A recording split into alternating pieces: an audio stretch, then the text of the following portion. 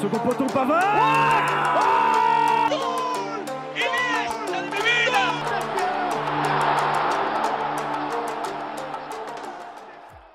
Bonjour à tous et bienvenue pour une nouvelle émission dans Première Intention. J'ai avec moi les titulaires à ma droite, Aurélien Bayard. Bonjour Lorenzo, bonjour à toutes et à tous et heureux d'être de retour, d'être visible. D'être visible. Et surtout d'avoir un visage correct. C'était bien d'être dans le studio radio la semaine dernière. Oui, des fois c'est pas mal de pas voir nos gueules. J'ai fait une transition horrible pour Dridi. Bonjour Dridi à ma gauche, qui est aussi de retour pour cette émission. On nous voit, on est là. Comment ça va? Ça va très bien, bonjour à tous et heureux de ne plus avoir cette immense touffe de cheveux sur. C'est vrai. Il y a eu quelques changements capillaires, il y en aura aussi bientôt aussi de ce côté. Mais ça, c'est pas le sujet de l'émission d'aujourd'hui, de ce matin. Le sujet de l'émission, c'est évidemment la suite et la fin de la CAN avec la finale qui aura lieu ce dimanche entre l'Égypte et le Sénégal. Il y aura bien un débat, une analyse dessus en plein milieu de l'émission. Nous allons commencer par les news extraordinaires, le top flop, la CAN, puis les matchs du week-end et enfin le quiz qui va voir Dridi et Aurélien s'affronter une fois de plus. Dridi, ça fait longtemps que t'as pas gagné de quiz quand même.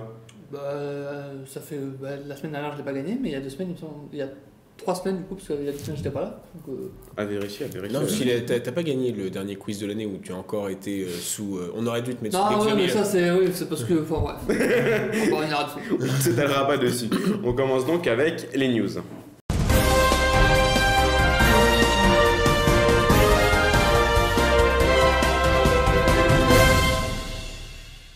Les news, et on commence par des news mercato, puisque nous avons pu assister à une dernière journée de mercato assez mouvementée, et on commence cette page mercato avec un mouvement pour le moins étonnant. On savait que le Barça était à la recherche d'un numéro 9, et bien ils l'ont trouvé dans les dernières heures du mercato, avec Pierre-Emerick Aubameyang, qui a signé libre de tout contrat, après avoir résilié son précédent contrat avec Arsenal, ce qui aura coûté à peu près 8 millions quand même au club londonien. Oui, c'est ce que j'ai noté. Ça fait mal au portefeuille.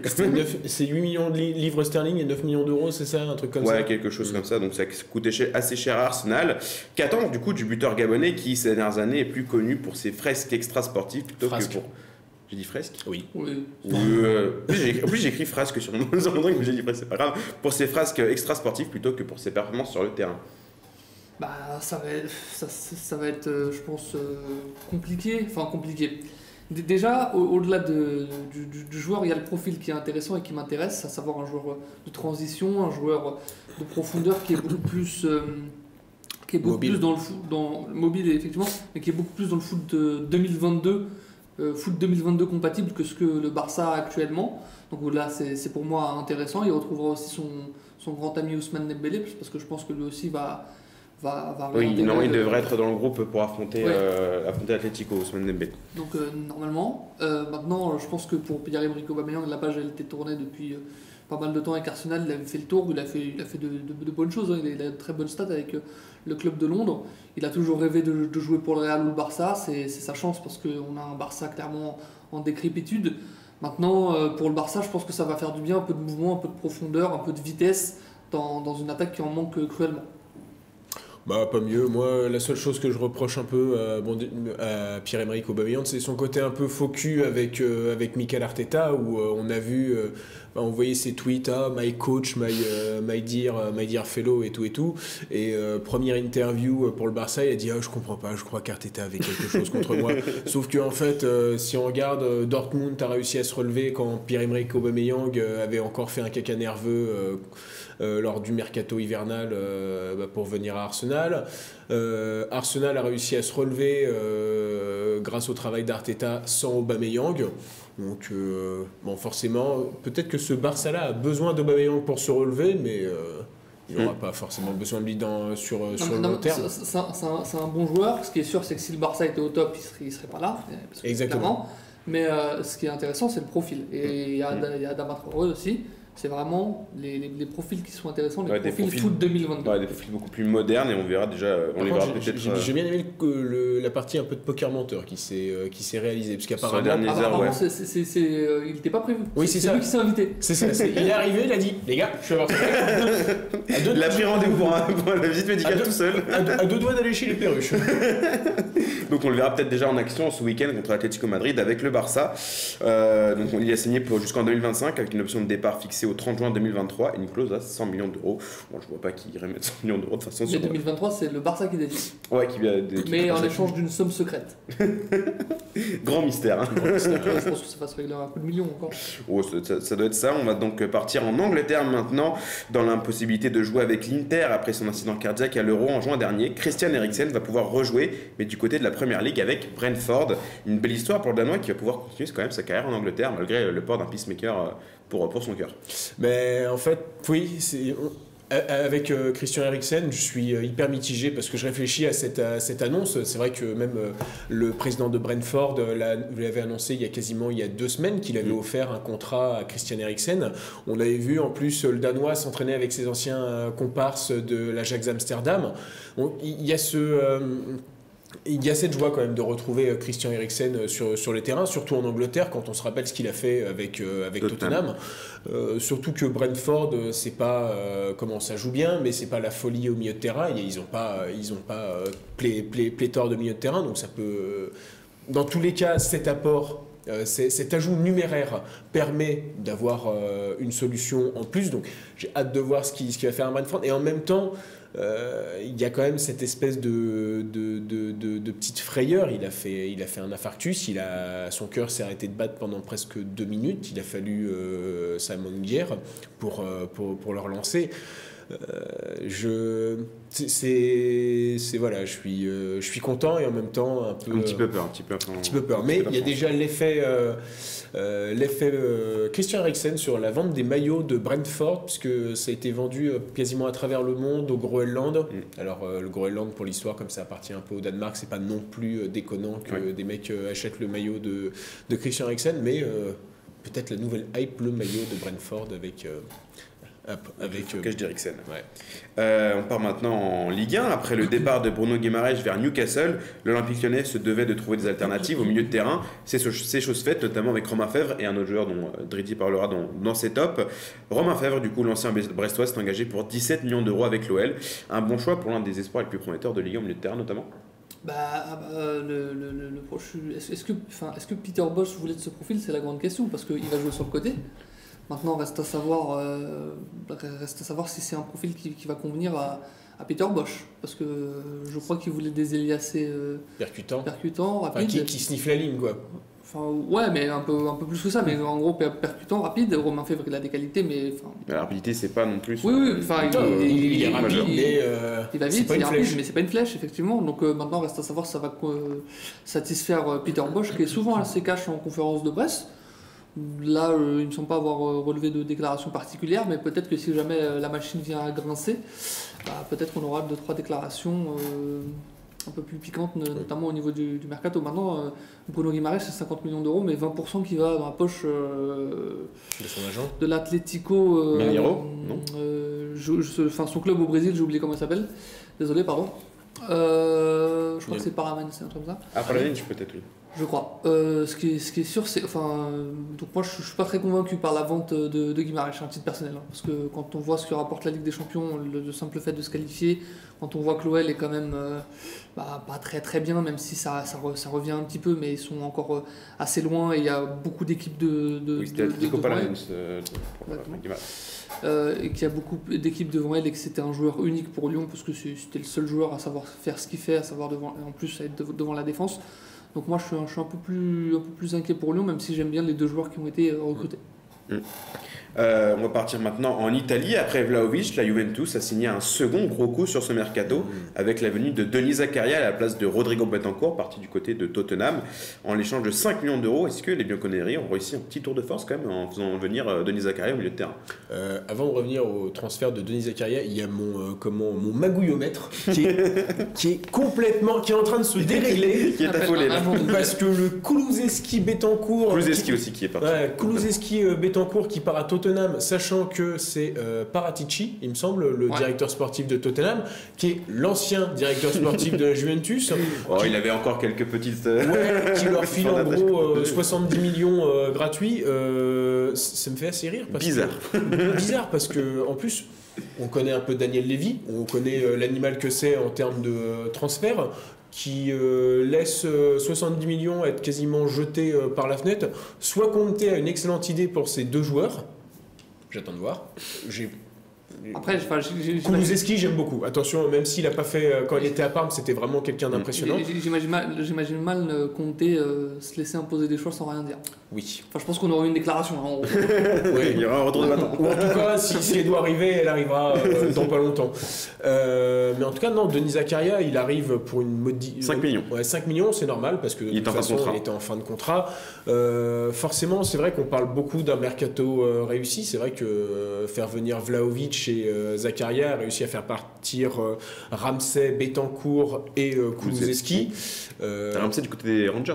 Oui, exactement. Et Paolo Dybala bientôt. Et Paolo Dybala. Ça, ce sera un mauvais coup normalement. Mais donc ça peut forcément aider. Moi, c'est vrai que moi, je me souviens un peu de l'arrivée d'Arthur, où on se rappelait quand même de ses 6 bons mois à Barcelone, où on s'est dit, tiens, il peut faire quelque chose dans ce milieu complètement neutre de la Juventus, et finalement, on a bien vu depuis qu'il y est... ça reste neutre. Oui, il est devenu neutre lui aussi, et c'est le premier échange perdant-perdant. Pjanic à Barcelone. Quand même, hein. Je vous signale qu'il y a eu Sanchez Mkhitaryan. Hein. Pardon. C'est pas le dernier. Il n'y a aucun gagnant là-dedans. Je vois pas. À part les avocats. C'est vrai qu'il y a celui-là.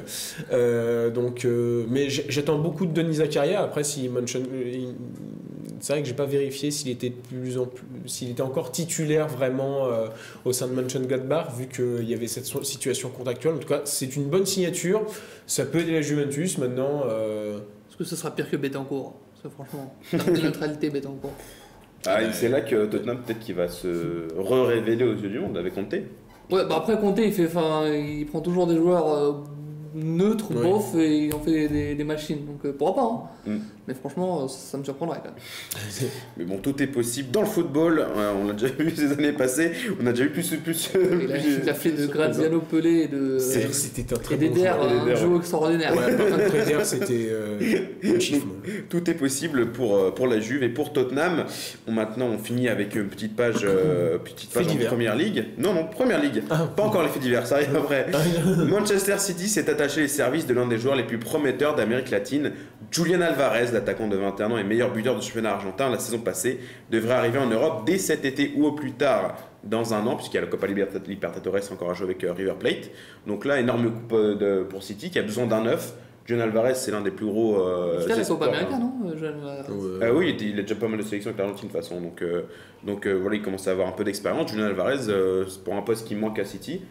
Après, il faudrait qu'il s'adapte au football européen, évidemment, mais c'est un très très gros coup de la part il va passer dans les mains de Guardiola. J'ai l'impression, il est dans les mains de Marcelo Gallardo actuellement. Donc on va dire qu'il y a pire pour s'habituer au football européen, parce que c'est quand même un très bon coach. D'ailleurs, j'ai hâte que Gallardo. Mais il y a toujours une Copa Libertadores, de toute façon. Oui, c'est vrai. Il aurait dû arriver au Barça, mais il ne va pas. Gallardo à Lyon, non, il y a la Libertadores. Et c'est vrai que c'est. Mais bon. Mais en tout cas, dans tous les cas, c'est un gros coup parce que c'est un des plus gros prospects. 20 millions pour Manchester City, c'est pas la plus grosse des sommes. Il y a des clubs qui ont dépensé bien en plus pour des joueurs bien. Et c'est ce que j'allais y venir, quand on pense par exemple au Real qui a fait venir aussi 2 pépites sud-américaines, Rodrigo Gauche et Vinicius Junior pour je crois 45. Ouais, donc 90. Combien 90 les deux. Et on parle de Ranieri. 90 les deux? Ah oui, c'est 45. Je pensais que c'était 40. Sans compter Ranieri aussi. Oui. Et je pensais que c'était 40 et 40 les deux. Ah bah tu vois. Bon bah voilà. Encore on n'a pas compté sans doute les commissions d'argent. Oui. Donc j'ai envie de dire joli coup. Que ça soit cet été ou à partir de janvier 2023, j'ai hâte de le voir. Ouais, hâte de voir ce qu'il va faire en Europe, Julian Alvarez. Sûrement mieux que Ferran Torres. Oui, il est jeune encore. C'était le 6e choix de Manchester City quand même. De quoi? Ferran Torres. Ils l'ont pris quand même à Valence, ces petits bâtards. De toute façon, il allait partir libre. De toute façon, ce petit énergumène, je n'en dirai pas plus sur ce joueur, parce qu'il a fait mal au club de Valence quand même. D'ailleurs, hâte de le voir célébrer à Mestalla, Ferran Torres, en tout cas, quand il marquera pour Valence, ça va être... ça va être fantastique. Lorenzo, je risque de casser ma télé. Avant-dernière news, Thierry Hugo Hugen pour Sergio Ramos. De nouveau touché au mollet droit, Sergio Ramos devrait être forfait pour le match aller de 8e de finale de Ligue des Champions contre le Real Madrid avec le PSG. On n'arrête pas de dire ça pue, mais là ça... toujours la meilleure prestation, c'est toujours sur la pub Amazon, Sergio Ramos, quand il fait la machine à laver. Bon, on espère quand même voir jouer avec le maillot du PSG un match de Ligue des Champions cette année quand même, Sergio Ramos, parce que là... Ça peut aller très vite, hein, surtout. Ça commence à faire vu beaucoup. les contenus de match du PSG. Mais ouais, enfin... Ouais. Après, il y avait quand même quelqu'un en novembre qui nous disait on savait, Leonardo. Bien joué Masterclass encore pour... parce qu'il avait laissé partir Thiago Silva parce qu'il était trop vieux. À la limite, une fin de cycle on peut comprendre, mais bon, c'était quand même un argument assez particulier. Oui. Surtout non, mais si t'avais, par exemple, si c'était faire partir Thiago Silva pour mettre en place Mbachambu, El Shaddai, on aurait dit pourquoi, on aurait dit pourquoi pas. Ou à la limite Kwasi. Mais je crois qu'il y a un problème pour Kwasi parce qu'il porte plus le maillot de bleu et rouge. Il porte plus le Il y maillot a du rouge, mais il porte plus le maillot de secours. Hein. C'est vrai qu'il joue pas beaucoup du côté du Bayern, donc Ramos encore forfait. Bon, pour combien de temps ça... non mais à la limite mieux vaut qu'il soit pas là pour le match au parc que le match au Bernabéu, tant qu'à faire. C'est vrai, effectivement, parce que le retour risque d'être très important pour ce 8e de finale. Et on finit avec la rubrique fait divers, comme on a dit. Les affaires extrasportives se poursuivent à Manchester, mais cette fois-ci c'est du côté des Red Devils avec Mason Greenwood. L'international anglais est accusé de viol et d'agression. Il a immédiatement été mis à pied par son club. Bon débarras, monsieur Greenwood, qui représentait comme un bon... c'était... pour l'équipe d'Angleterre et pour Manchester United. Il a été retiré de FIFA. Nike a suspendu son partenariat. MU a retiré son site, tous ses produits dérivés avec Maison. Et il propose l'échange de maillot gratuitement. Non mais c'est vrai. Bon, après, c'est bien qu'il y ait une espèce de parole qui se libère. Il y a aussi, on pourrait mettre la sonnerie du multiplex pour Benjamin Mendy.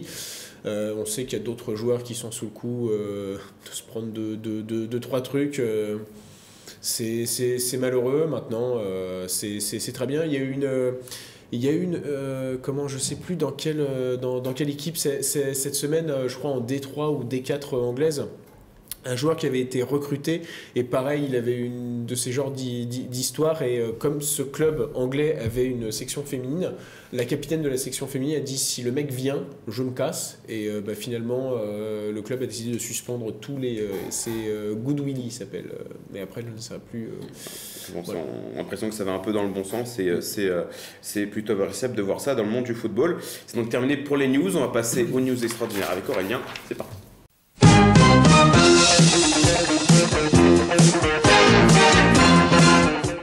Les news extraordinaires avec toi Aurélien, je te laisse la parole, vas-y. Allez, je fais pas d'apparition furtive dans ma propre chronique car je suis les news extraordinaires et celui qui empêchera aura beau être le sauveur de la plus grande saga de tous les temps, je résisterai jusqu'à mon dernier souffle.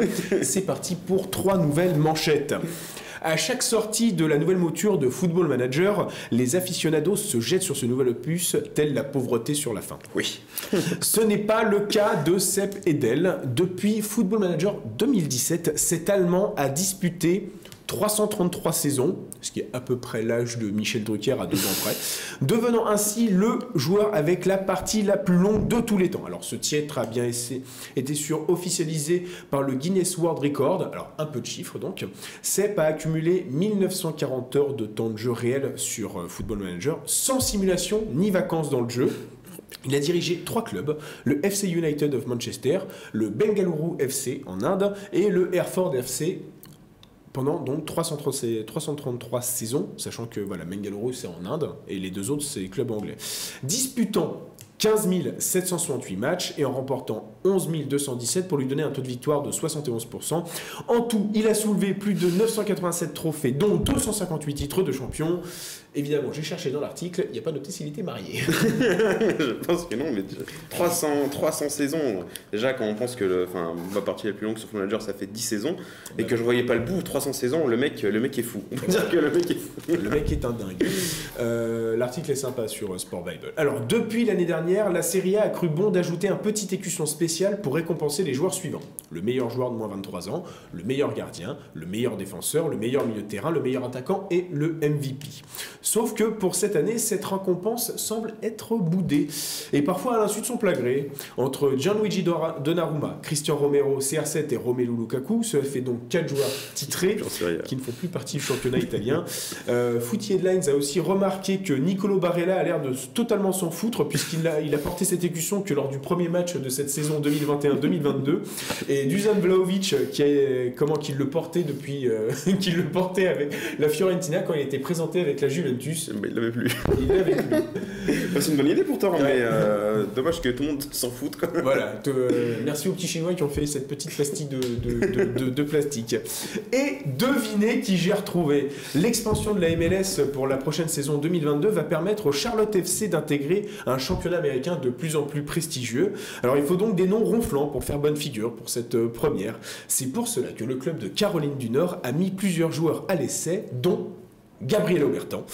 Pour le moment, le Français ne s'en sort pas trop mal, puisqu'il a même réussi à scorer lors d'une rencontre amicale face à la terrible équipe nationale de Grenade. Dire qu'il a été adoubé par Sir Alex en tant que prochain CR7, je vous donnerai des nouvelles quand son contrat aura été signé. Il n'est jamais trop tard pour Gabriel Aubertan. Non, sachant qu'il jouait en fait pour aussi une autre équipe de Charlotte en D2 ou en D3 américaine. Donc c'est un bon là. C'est une véritable promotion. Magnifique promotion pour Gabriel Aubertan. C'est donc terminé pour les news extraordinaires. On passe tout de suite au top et au flop. Let's go.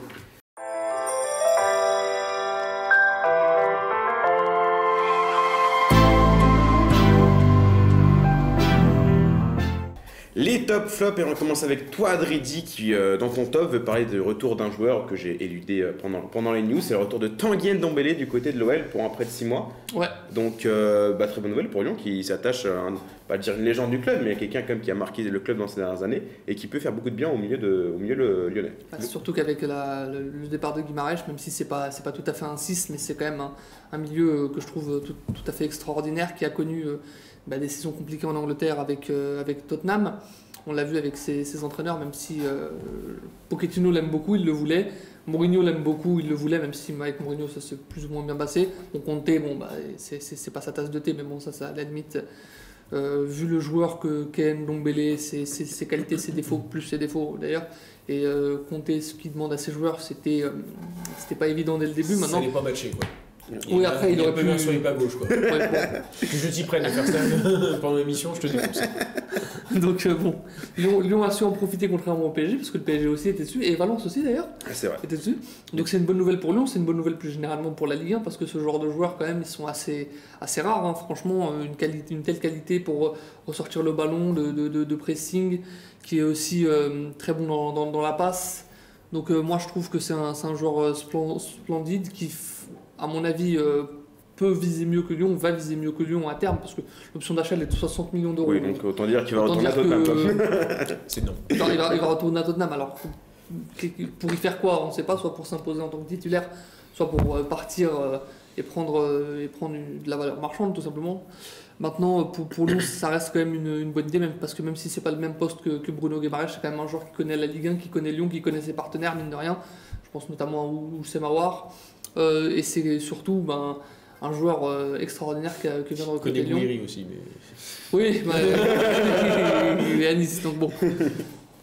Tant mieux pour Christophe Galtier, soit à la limite. Mais et c'est une bonne nouvelle aussi pour la Ligue 1, parce que quand il y a de très bons joueurs, c'est très bien pour le championnat et pour son niveau. Maintenant, il n'y a plus qu'à espérer que Tanguy fasse de belles choses avec Lyon et pourra pas retrouver l'équipe de France, parce qu'on se souvient que c'était un des chouchous de Deschamps et de Kylian Mbappé. Il s'entendait très bien avec Kylian Mbappé. Voilà. Le retour de Tanguy à la maison, qui aurait pu le prévoir. Qui aurait pu prévoir le retour de Tanguy. Je me rappelle plus malheureusement du réalisateur pour aller plus loin dans la blague. C'est vrai qu'ils avaient fait un remake en plus apparemment qui était. Ils ont fait une suite. Une suite quoi. Enfin, c'était vraiment assez horrible. On va passer à l'autre top, celui d'Aurélien, qui va partir. Encore une fois n'est pas coutume en Serie A. Et tu veux parler de celui qui a été élu entraîneur du mois ce mois-ci. c'est Thiago Motta. Et oui, Thiago Motta, l'ancienne plaque tournante du PSG, l'ancien joueur qui n'a jamais été remplacé poste pour poste, le poste dont souffre le PSG le plus, mais bizarrement, un certain directeur sportif n'arrive pas à retrouver un mec comme ça. De là à dire que c'est une fraude, il n'y a qu'un pas que je n'oserais franchir. Allègrement. Mais pour revenir à Thiago Motta, quand même, c'est ce qu'il faut savoir, c'est depuis qu'il est sur le banc de lo Spezia Calcio, c'est quelqu'un qui est souvent sur la sellette. On se demandait, d'ailleurs, il y avait des rumeurs, ça parlait régulièrement, en fait, s'il n'avait pas été viré en novembre ou même en octobre, c'est parce qu'il y avait une clause dans son contrat qui disait que s'il part en novembre, il faut lui verser une importante somme d'argent, alors qu'après janvier, la somme était divisée par 2 ou quelque chose comme ça. Mais force est de constater que, après, il a quand même... Donc depuis mi-décembre, il n'est pas invaincu, mais en tout cas depuis mi-décembre, il a connu qu'une seule défaite pour un match nul et 4 victoires, dont une belle contre le Napoli et aussi une moins belle. C'est Milan. Mais c'est pas grave, c'est surtout que grâce à ça, il est passé de la 17e place à la 14e. On va dire, tiens, qu'est-ce que ça représente ? Ça représente maintenant quand même 8 points au-dessus du premier relégable qui est Cagliari. Donc, qui est quand même.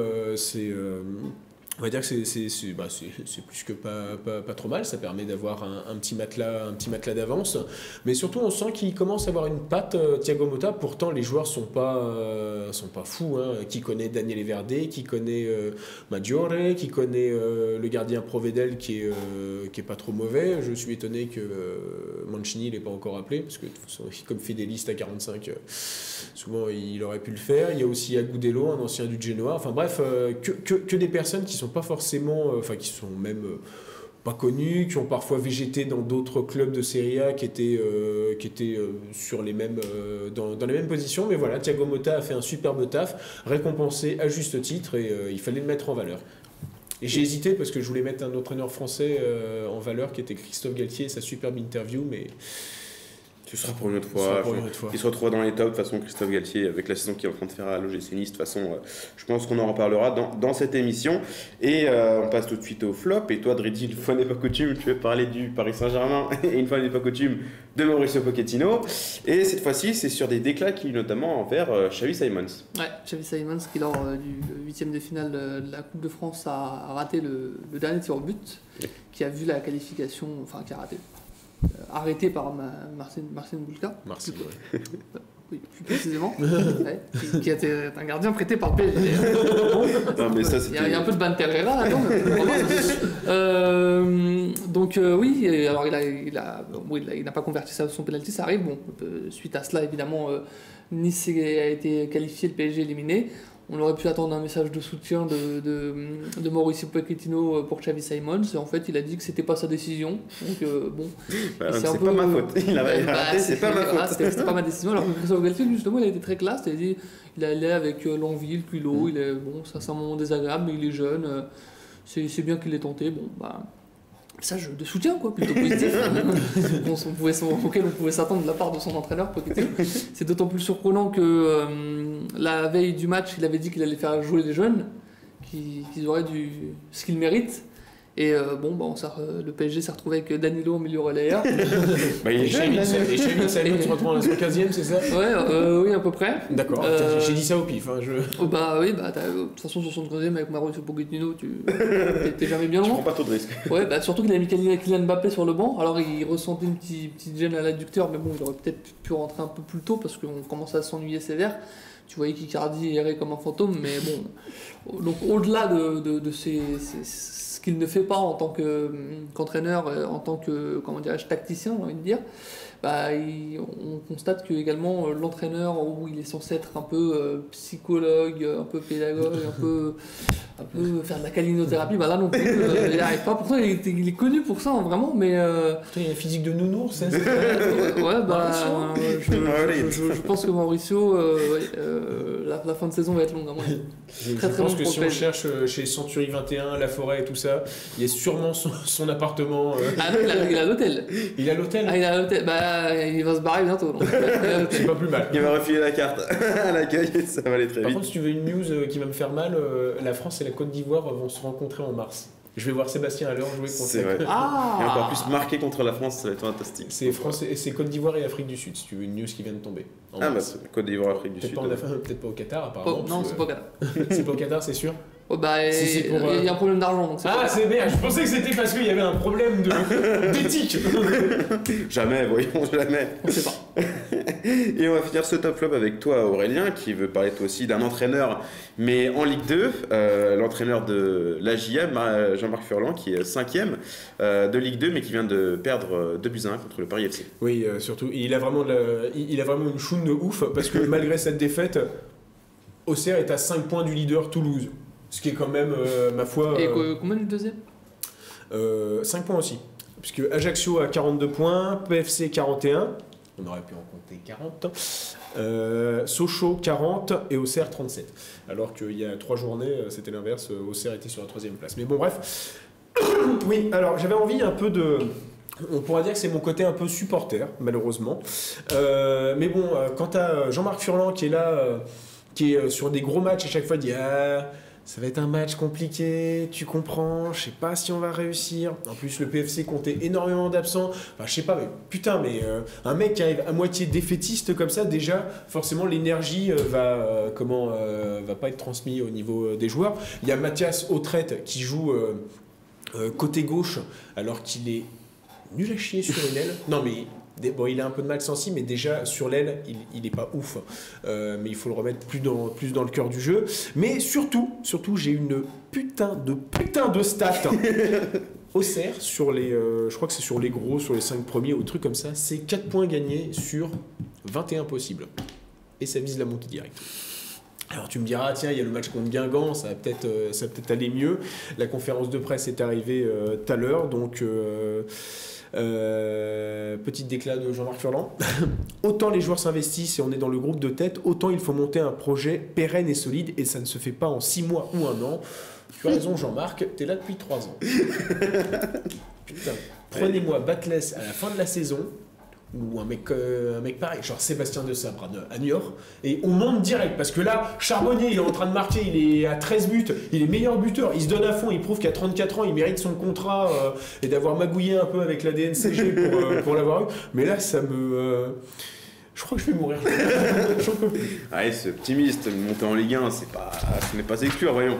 Ah non, mais on peut monter avec les playoffs si on arrive à battre le marathon là, mais c'est notre survie. Après, on va se faire. Bon, tu me diras, si Mauricio Pochettino reste au PSG, il y a moyen qu'on décroche un match nul contre le PSG.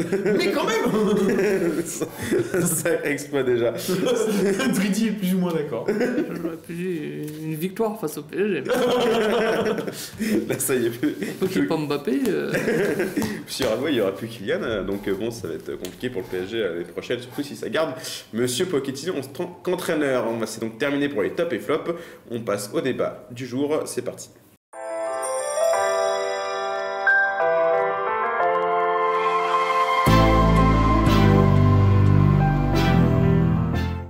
Le débat du jour, donc, sur la finale de la CAN, une finale qui va opposer l'Égypte au Sénégal. Donc déjà, première question, messieurs, est-ce que pour vous, c'est une finale plutôt logique par rapport à la physionomie de la compétition pour les deux équipes? Le Sénégal, quand même, a été peu mis en danger durant cette compétition. C'était l'un des favoris. Ils étaient finalistes lors de la dernière édition. Donc, assez, oui, en ce qui concerne l'Égypte, ils sont quand même passés par un trou de souris à chaque fois. Ils ont été pas mal dominés, notamment par le Cameroun hier. Donc, ça, j'allais dire, ça relève Maroc, c'est passé. C'est passé en prolongation. J'allais dire que ça relève plus du miracle, pas du miracle, mais Ils ont un parcours difficile par Ils rapport ont eu un parcours difficile semé d'embûches et par heureusement rapport au qu'il y avait Mohamed Salah, quoi. Notamment face au Maroc. Non, c'est vrai, en plus, c'est pas le jeu le plus flamboyant du monde au niveau du Sénégal.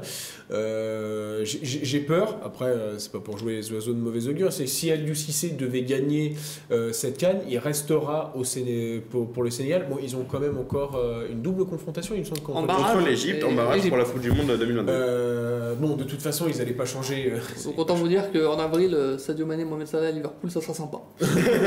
Mais j'ai peur que... ouais, je ne sais pas pourquoi. J'espère pour eux qu'ils ne vont pas perdre la Coupe d'Afrique des Nations, parce que j'ai l'impression que, si je ne me trompe pas, le Sénégal, c'est un peu les Pays-Bas de l'Afrique. Ça fait deux finales de CAN et deux finales et je crois perdues. qu'en tout, c'est au moins 4 finales. Non, le Sénégal, c'est 4 finales. C'est juste 2 finales de la CAN. 2 finales. 2 finales, une en 2002 et une en 2019, du coup, pour le Sénégal.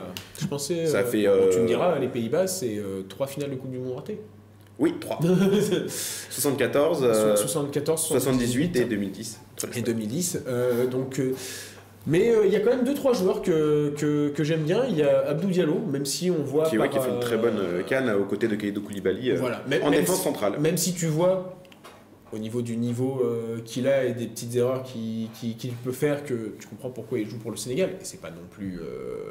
quand je vois les performances de Presnel Kimpembe, tu te dis, honnêtement... C'est pas déconnant, oui, de voir. Après, surtout qu'au PSG, Abdou Diallo est plus utilisé en tant qu'arrière gauche. Plutôt que central. Mais il jouait aussi Dortmund arrière gauche. Mais en tout cas, tu sens qu'il a... Enfin, déjà, dans son choix pour représenter le Sénégal, il y avait une véritable maturation. Et maturité aussi, il y avait les deux. Il avait visité, il avait dit il avait été interviewé, je ne sais plus sur chaîne YouTube. Oui, sur une chaîne YouTube, mais j'ai plus le nom, où il avait expliqué, il avait pris contact, enfin c'est le Sénégal qui a pris contact, lui il a essayé de voir s'il avait des racines, s'il avait quelque chose où ça matchait avec le Sénégal, donc il est allé voir parce que c'est le pays de son papa. Et ça, il a la tête bien faite. Ouais, il a la tête bien faite et ça se ressent sur le terrain. C'est vraiment un des leaders avec Sadio Mané, Kalidou Koulibaly. Non, il y en a un aussi, je trouve, qui joue pas trop mal. C'est Saliou Ciss, qui est un joueur nancéen. Lui, quand il va revenir de la CAN, il va marchand. Il va retourner chez la Lanterne Rouge de Ligue 2, où il va plus pouvoir faire des centres à Sadio Mané ou à Bamba Dieng. J'ai peur que ça parte en dépression à Lorraine. Ah bah peut-être, hein. Mais cette CAN, elle est un petit peu à l'image de l'Euro qu'on a eu en juin. C'est finalement les deux équipes peut-être les plus solides défensivement, puisque c'est les deux meilleures défenses de la CAN. Finalement, le Sénégal et l'Égypte qui ont pris que 2 buts lors de cette compétition. Bah, finalement, c'est les deux équipes les plus solides qui vont jusqu'au bout. Avec l'Égypte qui est un peu le parcours de l'Italie, finalement, puisque c'est que des victoires à l'arraché, au penalty, en prolongation. Et le Sénégal. Mais pas avec la même phase de poule. Mais oui. C'est 3 prolongations, parce que j'ai noté les stats. J'aime bien faire ce côté stats. Ça donne un petit. Il faudrait que je mette des lunettes. L'Égypte, oui, c'est 3 prolongations. C'est 3 prolongations. C'est la deuxième équipe à faire ça. La dernière fois que c'était arrivé, d'ailleurs, la Côte d'Ivoire l'avait fait lors de son premier sacre en 1992. Est-ce que ça pourrait être de bon augure pour l'Égypte ? Mais ça serait quand même terrible pour le Sénégal après 2019 de reperdre derrière. Après, chez l'Égypte, il y a cette espèce de vice chez certains joueurs. Oh non, mais non. Oh non, pas le gardien de but. Il y avait aussi Sobek qui a essayé de se friter avec Aboubacar. Non, mais il y a ce vice qui pourrait être nécessaire pour gagner cette Coupe d'Afrique des Nations. Peut-être qu'il y aura aussi ce relâchement des Sénégalais aussi, parce qu'ils savent comment aborder une finale de CAN. C'est vrai aussi, ils savent comment la perdre. Oui, mais honnêtement, c'était pour avoir le match. Mais en 2019, quand on regarde... Si le Sénégal l'avait gagné, ça n'aurait pas été déconnant. Parce qu'il y a eu un but à la 2e minute, après... il ne s'est pas passé grand-chose dans ce match.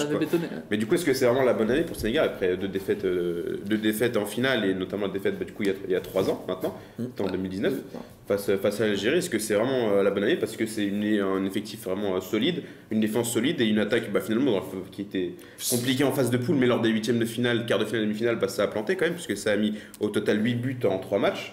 Ouais. Donc, alors que ça avait marqué qu'un but lors des phases de poule, sur penalty. Donc, en plus, avec un Sadio Mané qui est en feu, notamment contre le Burkina Faso, de passes décisives et un but. C'est un leader positif, donc ouais, ça c'est Sadio Mané qui emmène tout le groupe. Donc pour moi, ça récompenserait, même si bon, au niveau du jeu c'est toujours un peu compliqué, mais en tout cas il y a une ligne directrice et ça ferait partie d'une logique parce que tu as senti leur montée en puissance tout du long, alors que l'Égypte ça a été un peu plus compliqué, besogneux, je dirais. Vous avez leur match de référence contre. Ça m'énerve. Je crois que c'était en phase de poule. L'Égypte. Oui, l'Égypte. Mais ils avaient perdu contre le Nigeria le premier match. Ouais. Ils avaient. Faut revérifier. C'est pas grave. Mais en tout cas, Sadio Mané, de toute façon, quand il arrive à la CAN, quand même, petite point stat. Depuis ses débuts en Coupe d'Afrique des Nations en 2015, Sadio Mané, c'est quand même le joueur le plus décisif sur la compétition. 8 buts, 3 assists. Donc c'est vrai que tu sens qu'il est en mission commando quand il revêt le maillot du Sénégal et surtout pour aller chercher.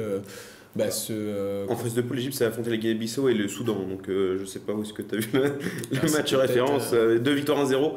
Donc, c'était peut-être contre la Côte d'Ivoire, alors je sais plus. Bah oui, parce que oui, contre la Côte d'Ivoire, c'est 0-0, victoire au pénalty du coup. Ouais, mais ils étaient un peu plus entreprenants, il me semble. C'était un match un peu plus. Mais du coup, en fait, le grand défi pour le Sénégal, c'est de se faire sauter le verrou égyptien, avec notamment Gabaski au cage qui fait une très très bonne canne pour l'instant. Sachant que ce mec-là, il avait quand même que 5 sélections en 10 ans, quoi.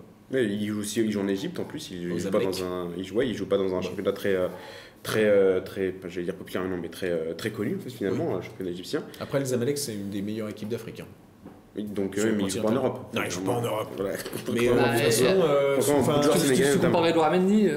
Oui, mais après, l'Égypte, quand ça a roulé sur l'Afrique de 2006, 2008, 2010, El Edari. El Nesri.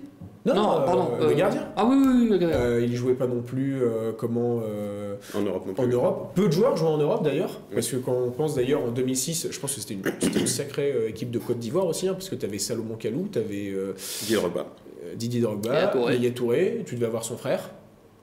En 2006 ouais. Oui, sans doute, oui. Donc, mais ça avait tenu. En 2008, ils gagnent contre... je crois que c'est... à chaque fois, ce sont des gros. Et en 2010, c'est contre le Ghana. Donc, de Asamoah Gyan. Donc, une équipe du Ghana qui fait quart de finale de la Coupe du Monde quand même l'année. Donc, presque demi. Donc, c'est... mais méfiance quand même à ces équipes qui continentalement parlant, savent comment gagner. Et je pense qu'on sera pas loin quand même de la 8e Coupe d'Afrique des Nations pour l'Égypte. 8e. Ils ont gagné les deux premières, ils ont gagné en 98, 2006, 2010. Donc méfiance, j'ai peur quand même. Pour le Sénégal, que ça soit une terrible désillusion. Et si on revient sur les demi-finales, notamment avec le Cameroun-Égypte, comme une grosse désillusion pour le Cameroun qui était à domicile et qui, face à l'Égypte, a dominé notamment lors de la première mi-temps. Puis après, en seconde mi-temps, Aboubacar, c'est... Ouais, avec une écart d'Aboubacar qui était vraiment très très proche de rentrer finalement. Et en seconde mi-temps, en prolongation, le Cameroun, j'allais dire, assagi, n'a pas montré grand-chose. Et du coup, ça s'est fini au penalty. Le lion est devenu chaton. C'est vrai, effectivement. Les Lions indomptables, ils sont fait dompter par notamment le gardien égyptien sur les pénaux. Une séance de pénaux assez lunaire du côté du Cameroun, avec notamment Clinton NG, qui est la bonne idée de... C'est un des premiers Clinton à pas la foutre au fond. C'est pas possible. J'avoue, c'est une blague. Même s'il l'avait pas mise au fond, mais lui aussi il avait dérapé sur la ligne blanche. Il était relâché.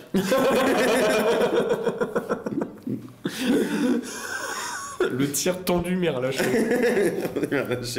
Du coup, pour cette finale, est-ce que... Bon, je vais demander vos pronostics quand même, parce que cette finale aura lieu dimanche à 20h. Sénégal-Égypte. Sénégal favori, mais est-ce que vraiment le Sénégal va gagner la première canne de son histoire? Allez, pour le mérite, je dirais le Sénégal quand même, avec un Sadio Mané en feu. Parce que Sadio Mané, je pense que ne serait-ce que vis-à-vis de Mohamed Salah. C'est vrai que c'est un duel. Mohamed Salah, c'est comme dans le, j'allais dire le duo, il y a un trio, mais dans le mano à mano, c'est comme lui le croqueur de Liverpool. Alors que Mané distribue. Mané distribue un peu plus. Donc à la limite, Ouais, donc, pour c'est vrai ça. que je le pense duel que fratricide. Salah va être habité, parce que depuis qu'il a vu qu'une Copa América, ça peut faire gagner un ballon d'or, Non, mais là, on est trop loin. On est trop loin. on est trop loin de Nyon. C'est vrai que Yaoundé, c'est beaucoup plus loin de Nyon Oui. que... Non, mais on est trop loin parce que je pense que le Ballon d'Or, surtout, il aura lieu fin décembre. Oui. Bah, Et que la Coupe du Monde, elle a lieu C'est vrai. novembre-décembre. Est-ce qu'ils vont le changer pour... Ah bah oui. C'est sûr. Ah bah oui, bah, quand même. Ils vont faire passer début janvier. J'ai hâte de voir comment France Football va faire pirouette. Et du coup, est-ce que peut-être pas le plus important, ce serait pas le Égypte-Sénégal dans 2 mois? Oui. Enfin, dans l'optique du Ballon d'Or, oui, mais là. Surtout pour le Sénégal, là, c'est quand même, Ouais. ils jouent quasiment toute leur histoire sur ce match pour gagner leur premier trophée finalement contre l'Égypte. Donc du coup, toi, Aurélien. C'est vrai que j'ai ce code plutôt, je dirais, un choix du cœur du côté du Sénégal, mais j'ai l'impression que la raison et les prolongations, les tirs au but donneront raison. C'est vrai que là, je pense que la cote du 0-0 doit pas être très haute hein, pour Je crois que l'Égypte, Égypte-Sénégal. j'ai peur que l'Égypte arrive à s'en sortir. Bah finalement, si le Sénégal gagne aussi, il y aura 2. Je Oui, dis mais- Égypte comme ça, il y a un Sénégal, il y a un Égypte, même si le Sénégal gagne, je fais youpi aussi. Il y aura 2 joueurs du PSG du coup qui gagneront cette CAN, Abdou Diallo et Gana Gueye. Idrissa Gueye. Idrissa Gueye Très qui- bon, très content. Ouais, très content. Qui Mais fait une bonne CAN. maintenant, faut revenir, messieurs. Ça y est. C'est urgent. Parce que c'est pas tout dans 10 jours, mais dans 10 jours, Il y a un match, c'est important. Il y a un match assez important contre le Real Madrid lors des 8e de finale de Ligue des Champions. Donc c'est terminé pour cette page concernée à la CAN. On parlera évidemment de la finale la semaine prochaine. On passe tout de suite au match à voir du week-end. C'est parti.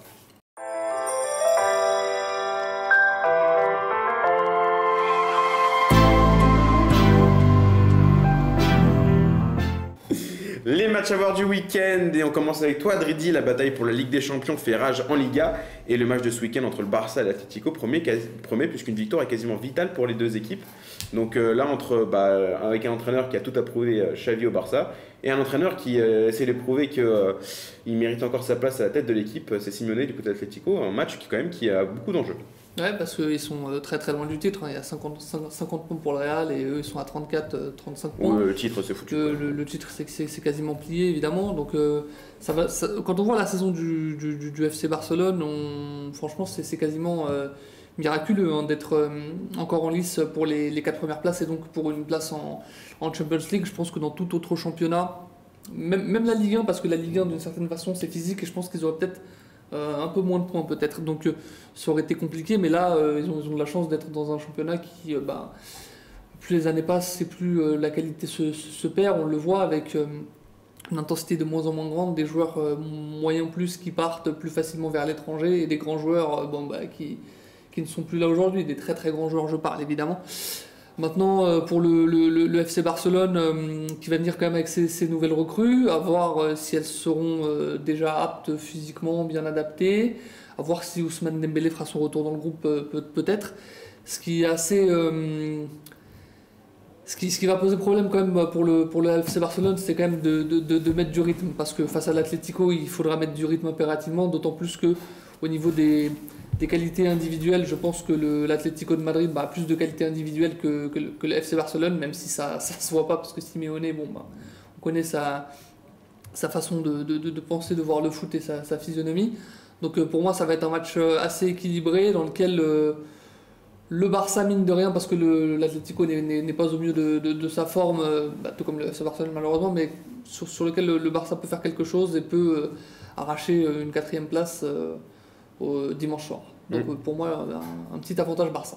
C'est surtout la première fois depuis très longtemps que même Diego Simeone est remis en question à la tête de l'Atlético, parce que là les derniers résultats sont vraiment très compliqués pour les Colchoneros, donc on verra pour ce match ce week-end en Liga. On passe d'une affiche à une autre, et là on passe une affiche transalpine en Italie. L'Inter a l'occasion de faire le break en tête de la Serie A, et ce sera face aux frères ennemis, face à l'AC Milan, c'est le derby de la Madonnina. Voilà, je me répète souvent, c'est qu'un derby ça ne se joue pas, ça se gagne. J'espère que l'AC Milan va le gagner, hein, mais mine de rien, parce que avec les quelques mésaventures milanaises ces derniers temps, il serait de bon ton de retrouver le chemin de la victoire, ce qui n'est pas arrivé depuis de matchs, dont une défaite contre l'Aspedia, je me répète un peu. Mais en tout cas, voilà, il y a quand même 4 points d'écart qui séparent ces deux équipes, sachant qu'en plus l'Inter a un match en moins, donc potentiellement tu as 7 points d'écart. Donc c'est le moment de gagner pour l'AC Milan, mais bon... sûrement ce sera le moment pour l'Inter de jouer la carte Robin Gosens sur le côté gauche, et ce sera peut-être l'occasion de l'Inter de nous faire encore mal, bon, sachant que Romagnoli sera bel et bien titulaire dans l'axe central. Tomori sera toujours pas revenu. Non, je crois que c'est presque 8 semaines. Tomori. Ah oui. Ouais, il y a un truc 6-8 semaines pour Tomori. Il n'y a pas eu de mouvement lors de ce mercato au Milan. Non, il s'est essayé Sven Botman, qui a avoué qu'il y avait Newcastle et Milan sur ses côtes et qui a décidé de rester. J'espère qu'il va choisir Lombardi cet été, parce que c'est un très bon défenseur. Et non, j'ai quand même peur que ça soit la grosse affiche du week-end qui accouche d'une putain de souris et qui est un match nul bien dégueu comme on les aime. Dégueu à l'image sûrement de la pelouse. On verra bien. Bah là, il y aura problème de pouce du coup. C'est samedi 18h pour les scatophiles. Mais non, si la Milan gagne, le championnat il peut être relancé. Hein. Ah oui. Parce que si la Juve gagne dans le même moment, la Juve elle est 5ème, il y a combien de points? Il y a 7-8 points d'écart derrière, à peine tout juste. Bon, après ils ont un petit match en retard, mais tu sais jamais. Donc ça peut carrément relancer le championnat. Si tu gagnes, en gros, tu es à 1 point, potentiellement 4. Si tu perds, tu vas être à 7 points, potentiellement 10. Hein. Oui, donc un match qui pourrait relancer toute la lutte pour le titre en Serie A. C'est terminé pour les matchs avant le week-end. On passe à la dernière rubrique, on passe au quiz. C'est parti.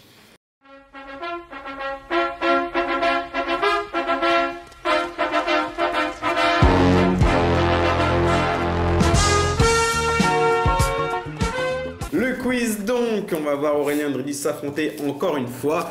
Et on part sur le même format que la semaine dernière. Une suite de clubs par lesquels un joueur est passé. Toujours pas dans l'ordre chronologique.